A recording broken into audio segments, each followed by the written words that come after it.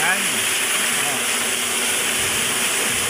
Nakikita nyo, nasa likod natin yung ating paddle wheel.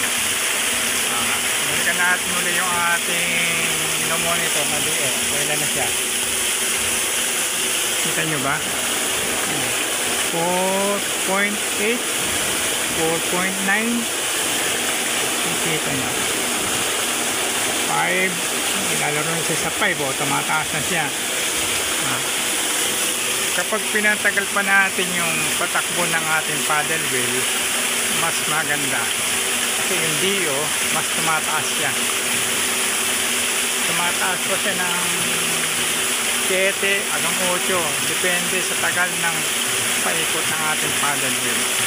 Yung ating Dio ay mag-measure siya ng 6. Pwede na. Maganda na sa isda yan. Mga alagang isda. Okay. Maraming salamat. Siguro ganito na lamang po sa susunod po na ating pong video na i-upload.